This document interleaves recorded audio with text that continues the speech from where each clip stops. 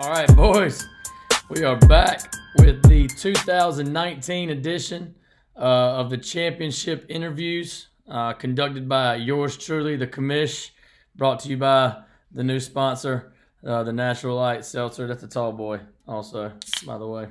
So we're getting it started up in here. We're going to have some interviews with Zach Woodley. He'll be the first one. I'm actually about to give him a call right now.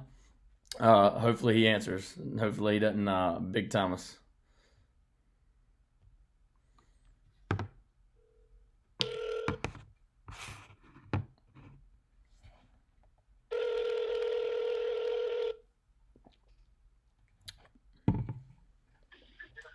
What up, man? All right.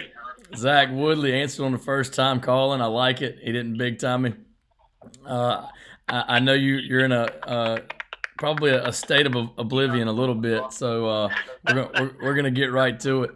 Representing the Musty, how does it feel? To be where you're at. It's good, man.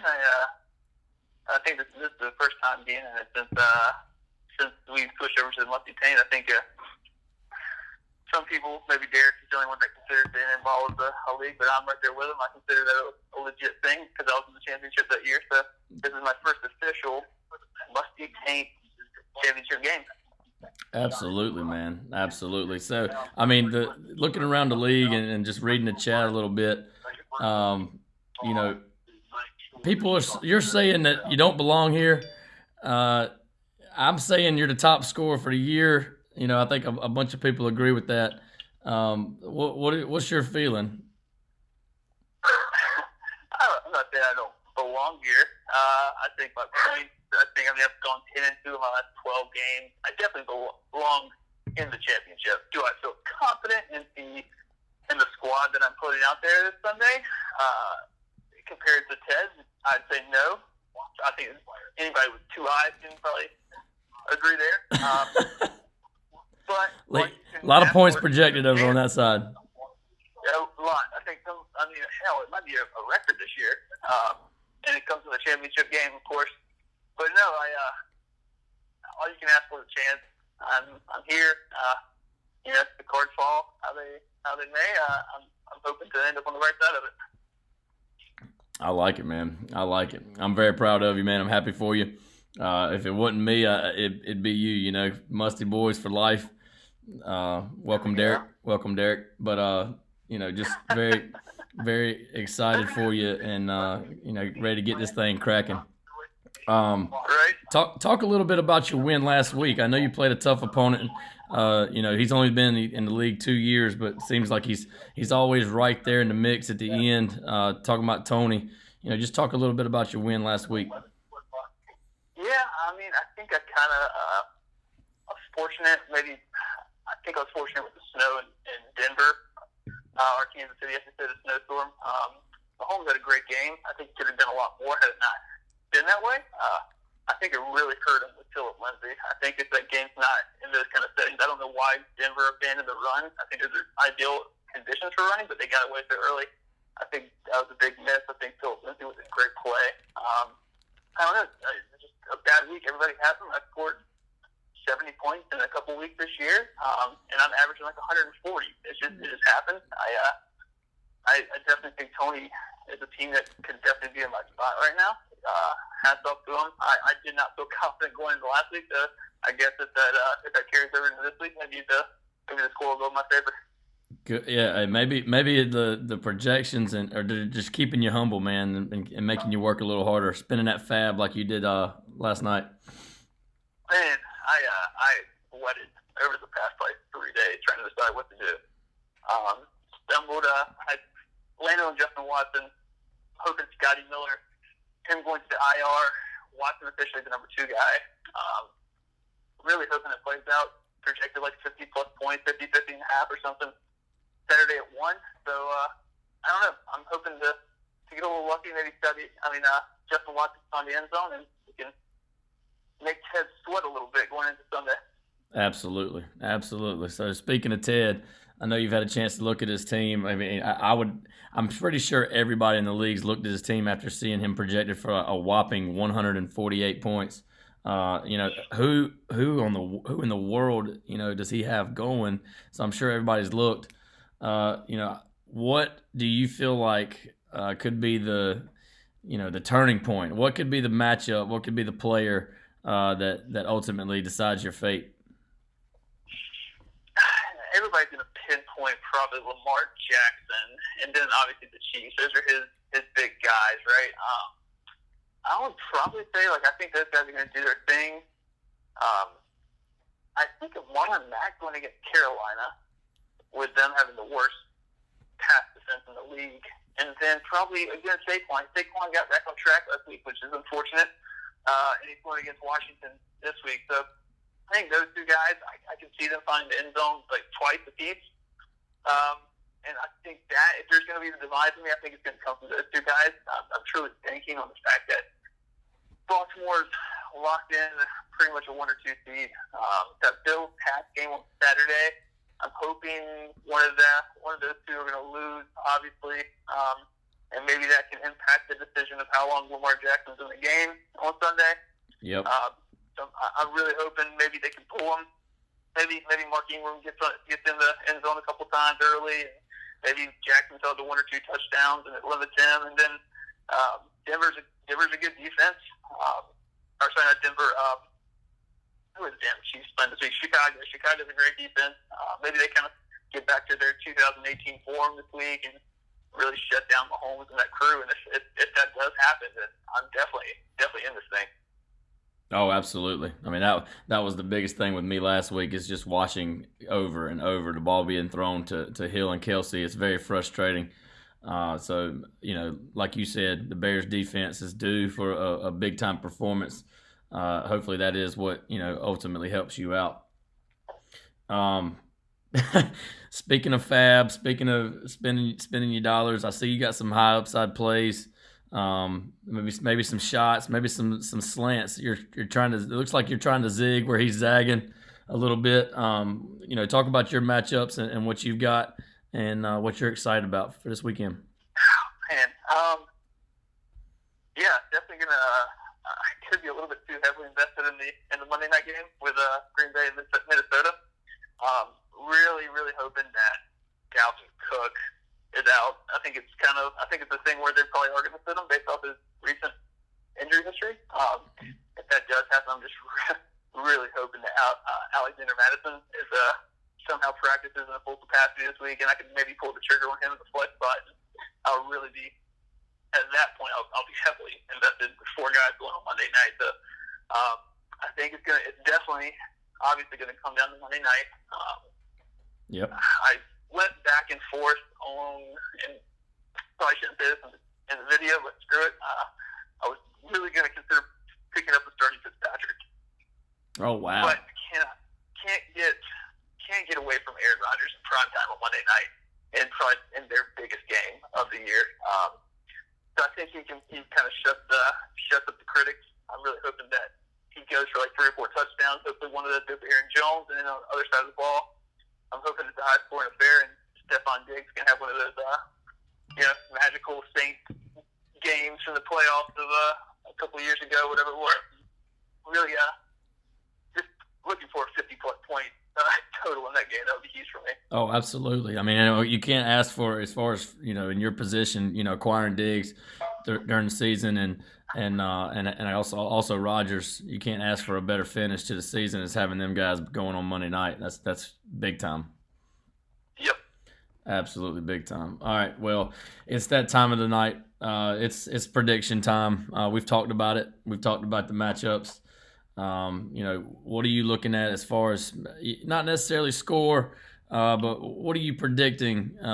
Maybe even a bold prediction for this weekend for the championship. I'm going to predict that Lamar Jackson, he doesn't play a full game. I think he's been hit more than any quarterback in the league this year. I think that the Ravens want to limit that, especially since they blocked up a first-round bye, essentially. I'm thinking that he goes out early. I think Ingram hopefully finds the end zone a couple times, taken away from his production. And I'm thinking the Bears. I think the Bears potentially keep it very close. I think it's a low-scoring affair. Maybe Mahomes can sneak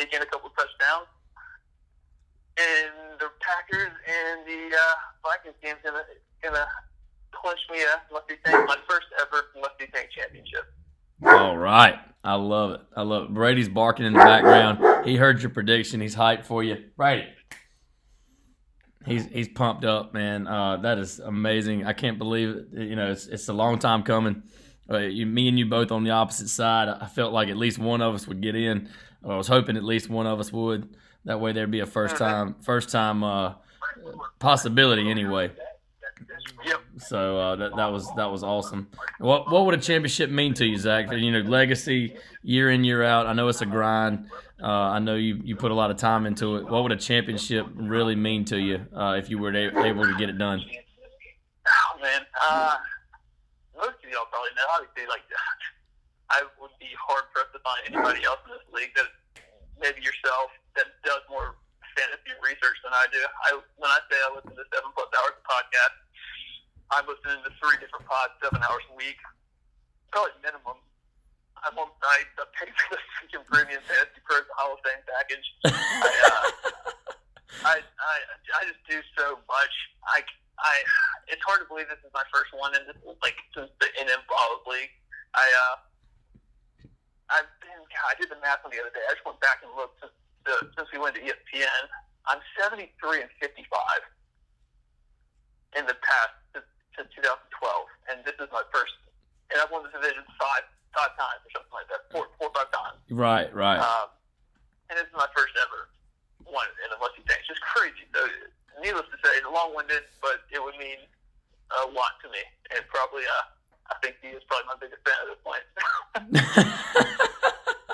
Well, definitely, it's nice if you put the time in and you put the research and all that. It's nice to get paid off for it. So nothing but the best of luck to you. Last couple things, and I'll let you go, and then I'll get with Ted. SeatGeek question. I'm gonna ask both of you. I hope you've had a chance to brainstorm. I know I sent you the list of questions out this morning. What are some thoughts? And it's not just because people are gonna think this. It's not just because Derek got relegated this year. But I would like to know, off the top of your head, as a championship contender, what would be some relegation punishments that you would see fit for our league? Like everybody always talks about relegation. Like it's I think the act of just being relegated and going to the other league is probably the worst thing you can do. So I'm not big on like super harsh punishments. I think something just like subtle and I don't know, just not like embarrassing, but like a caddy for the champion, the 2 people in the finals maybe, or whoever it is, having a caddy for those 2 people. In the NT Open, I think being a DD maybe being a DD for the Open, you can't drink on the golf course, or maybe it's the after event when we go out or something. Having the DD force would be terrible. Having to change your name, so Jerry Jones-Godwin could go away for next season maybe, and has to be whatever the champion chooses. Subtle things like that, I think, go a lot longer than a shirt off spelling bee or anything like that. I agree. I mean, just the public humiliation aspect of it is not. That's just a side piece, in my opinion. I'm with you. I think that just having to change divisions and that being talked about is bad enough in itself. So I am right there with you. You got a couple minutes. I told you and Ted both you're going to have a chance to kind of spitball and freestyle right here at the end. Anything that you want to say to the league? Or to me in particular, you got a couple minutes to yourself. Whatever you feel like you want to get off your chest right before the championship starts. Yeah, no, nothing crazy. I definitely, if it's anybody that I'm going against, what a year to go against the defending champion. So if I do win it, I think it's definitely earned. No better opponent. I know he's going to say like what do you use the word howdy or what was that? Something about like talking down about my own team, but it is what it is. Like I'm excited. I think I could look up and fall into one of these championships this weekend. I'm excited about that. I think it's real cool to see how it's unfolded. If you go back, I remember this just because it's my team, but draft day, I'm sitting there, and I think we talked about it in the last interview last weekend, but I waited and let probably like 12, 13, 14 picks go by before I picked Aaron Jones, so I didn't even plan on I didn't have any mocks. And I remember actually looking over at the same time and seeing Ted. And Ted was in a very similar situation to me. I think he let picks go by. He saw some guys that were very value-based picks that we were going after. I think it's cool to see that him and I both, I think, had the same philosophy, got value-based guys. I think he may have been in the same boat as me, as thinking, damn, this mock's getting away from me at this point, and maybe I should have pulled the trigger and spent a little bit more money. But just kind of sticking to our guns, going with our gut, going with the like we talked about the knowledge and all the research we did. It's kind of gotten us to this point. It's kind of cool going back to draft day. I remember specifically looking over at him. He was sitting on the far left side of the room, probably like 2 rows up. This is kind of like some LeBron James shit right now. But I just still remember him 2 rows up on the far left, and I'm in the far right, like 1 row behind him, and just sitting there thinking, damn, I feel his pain. And now for us to both be in the championship is pretty cool. Absolutely, man. Yeah, I remember talking about last weekend. You just kind of, like you said, sitting back, playing the cards you're dealt, playing the strategy that you walked in the room with. Very cool for both of y'all to be in this particular situation. And like I said, couldn't happen to 2 better guys. And I wish you nothing but the best of luck this weekend. Appreciate it, man. I need one prediction from you, though. One prediction from me. I need you. Saturday is the big gender reveal. What's your prediction for the gender of my future child? I'm gonna say you was drilling for oil, man. I'm gonna go with a boy. Drilling for oil. I love it. I believe you were getting it done. You were it's definitely gonna be a boy.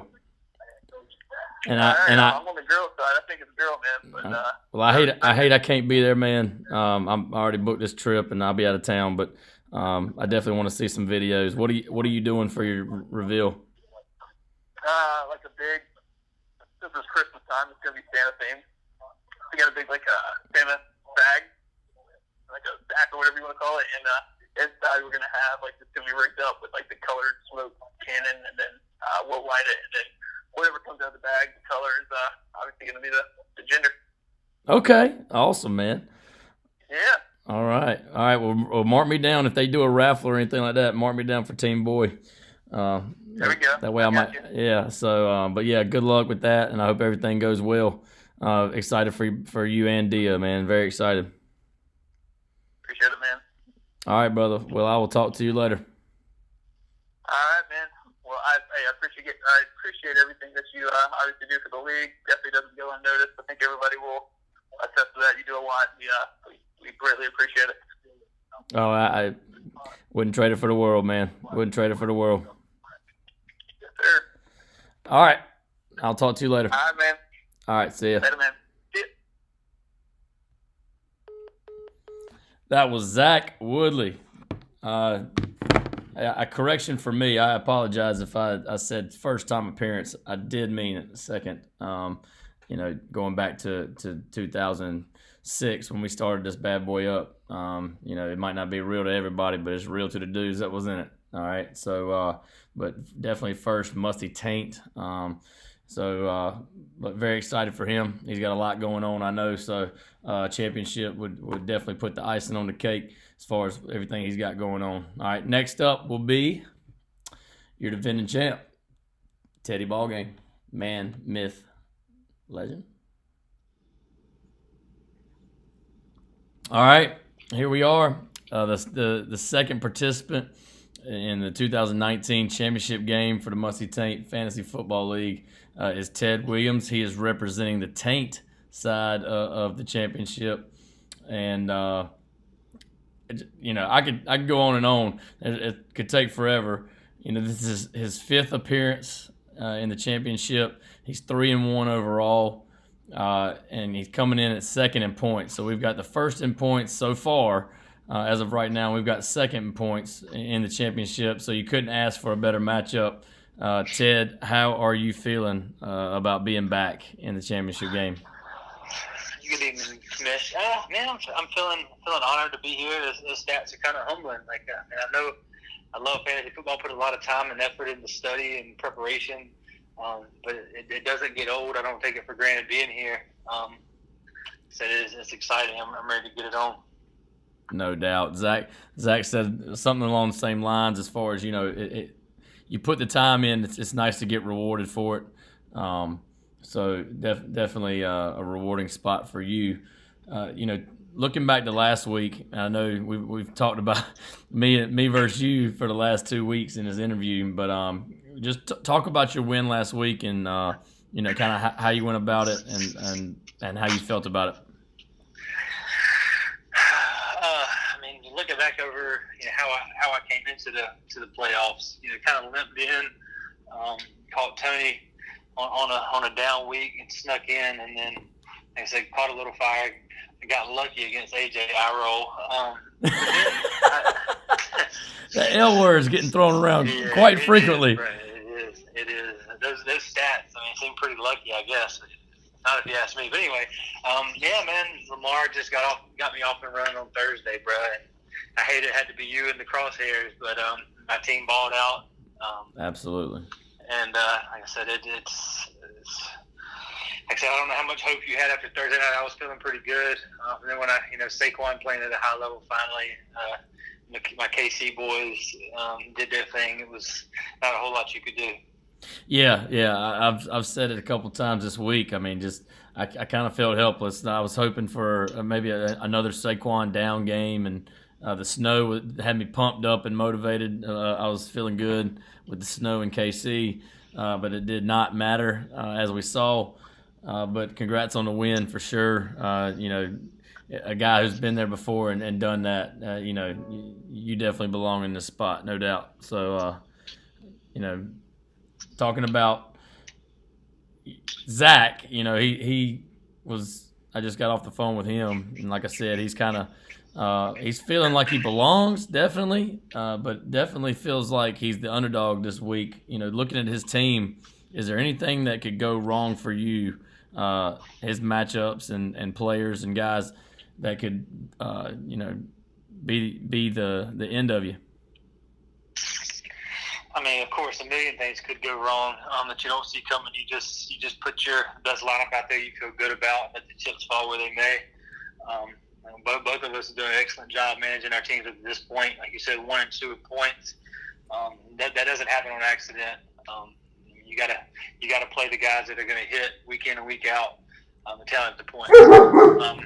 What up, Brady? Yeah. But no, that's not. Getting back to your question, it's. Go ahead and repeat your question for me. Gotcha. No, it's all right. Yeah, it's all good. Zach, I was just talking about him and some of his lineup stuff, and when I was talking with him, he had talked about his fab and how he's kind of got some hit or miss guys, some boomer bust guys. Looking at his team, is there anything you're kind of worried about that hey, if this happens, I may be in some trouble? Yeah, you never like to be watching the other team have a bunch of Monday night guys, left to play and you're done. That's going to be the case. He's going to have Rodgers, he's going to have Aaron Jones, he's going to have Stephon Diggs, and maybe a Minnesota running back if he's feeling frisky. So he could have a lot of firepower yet to go. So you can't even feel safe after Sunday. No lead is safe. So that's not fun. His backs, Chubb and Jones, that's a strong one too. Definitely worried about those. It's a tough break with Ridley and Godwin going down. That's kind of tough pill to swallow. I don't feel too sorry for him, but the AJ Green nonsense I've had to deal with, and before the trade, and Marvin Jones and Fitzgerald, Saquon. I've had my kind of ups and downs and injuries and underperforming. So I can't feel too sorry for him when he gets to this point. I saw his Tampa Bay pickup, so I'm sure that guy's going to see some targets. I'm sure he's hoping no Thielen, just more feed Diggs, and that's kind of the narrative he's trying to hope comes true. Score as many points as he can. I feel pretty good about my team this week. Kind of like some of my spots. All right, yeah. Speaking of your team, looking at what you've got going this week, and I know after last week, just a blow up with 185 some points scored. What are you looking at this week to kind of be your core guys that really score the points for you? Sunday night game is gonna be awesome. The Bears and the Chiefs. Got Allen Robinson, got Tyreek and Travis Kelce, and potentially Damian Williams. Marlon Mack. Spent a little bit of next year's auction dollars on him, and it served me well that first week. And he went down, broke his hand. Didn't play him the week he's back. Played him his second game back, and he had a dud. Got a juicy matchup this week, but I don't feel good about it based on what I've seen. So my flex is still kind of up in the air. So Damian Williams, I think he practiced in full today, or at least limited practice. I think he's going to be a big part of the offense come Sunday. So I don't know. I got some decisions to make there. Hope I don't make a mistake. But as far as Saquon plug and play, Lamar, my big two for KC plug and play, and Allen Robinson's been huge for me. So wow, those guys. Yeah, I'm gonna piece it together around them and give it my best shot. I did not even think about that part. With the Sunday night game, you having 4 guys and Zach potentially having 4 guys on Monday night. I mean, it could literally come down to the wire. Yeah, it's going to be. There's been a few cases this year where I've had guys going on Monday night or facing guys, and I can't watch just because some of the close losses I've taken. It's just brutal just to watch it when you're helpless. So I don't know how much of it, unless I got a humongous lead, I'm going to be on pins and needles watching it on Monday night. I might just turn off and tune into what's it called? What does Derek love? House Party. We might hop on House Party. It was good luck for me last year. May hop back in there and might take my shirt off again. Oh man, what a highlight of 2018! Yeah, ball game getting half naked. Oh man, that was great. Oh, speaking of naked, I just had to. It's a little late getting your call. I was having sex instead of my trophy, so I kind of like that. Real talk, true story. You have to. And so I was just peeking at it. I was like, I don't want this to go away. I think I might have to keep it around for another year. Yeah, all right. Well, I like your thinking there, man. If I ever got in my grasp, I think I'd do whatever it took to make sure I kept it. I would hate to have know it was in somebody else. We gotta talk about some disinfection stuff on how we're gonna transfer the trophy over. All the jizz stayed in one area. I think we're good there. I just told you it was dusted the other day, so we're good. Okay. All right. That's good. I wouldn't disrespect it like that. Okay. All right.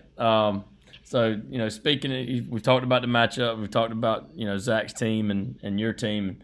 What prediction? And it doesn't have to necessarily be a score, but what are you predicting for this weekend, or what do you see kind of unfolding as we come to a draw or to a close on Monday night?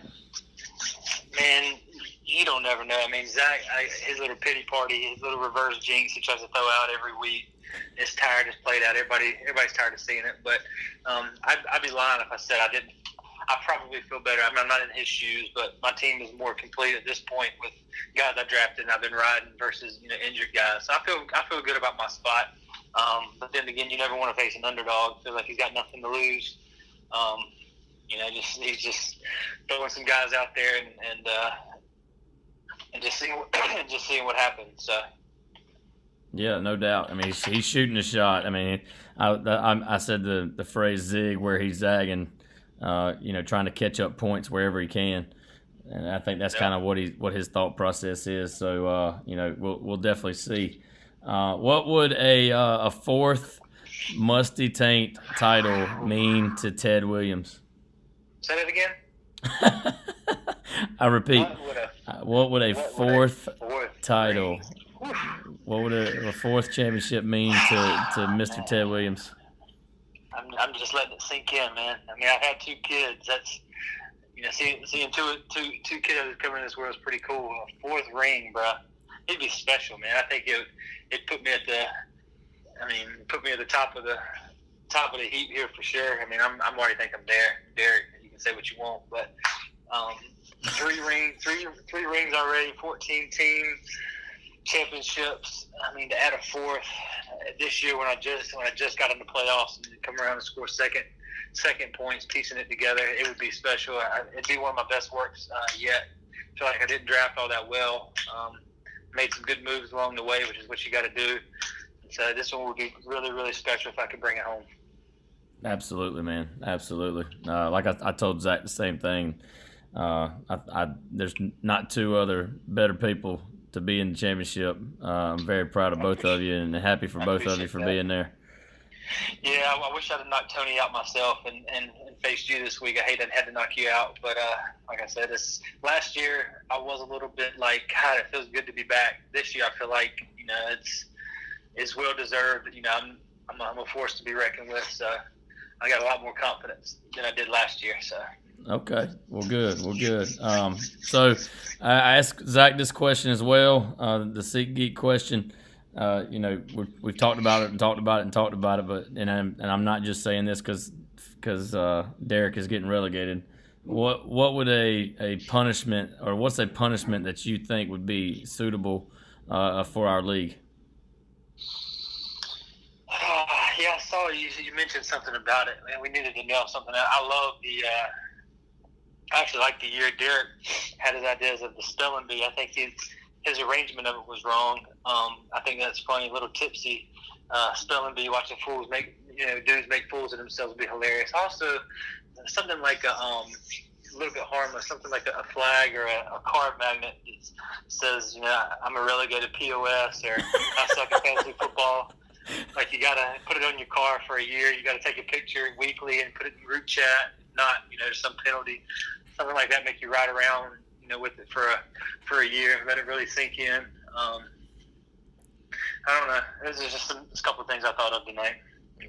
Okay, yeah. Zach mentioned the fact that it's just that the stigma of being relegated is quite enough. Not enough. Maybe we need to do a little something extra, but having that stank on you for the next year is pretty rough. Man, I hate to throw out Big House and Trip, but hey, some people are just used to it. So I think it kind of this year's a little bit different. Derek, he's a 3-time champ, questionable, and so for him to get relegated, that's uncharted waters, and so it is a little bit of stank on him. But some of the guys who unfortunately had it happen to them before and been at the bottom, I think it doesn't quite sting as bad. So that's why I wouldn't mind seeing something to kind of really make people try toward the end of the year, make a move to might quit some of the you got to tank, but you got to get what you can while the trade window's open. But you don't want to get relegated because you don't want to face this. And I think we do need something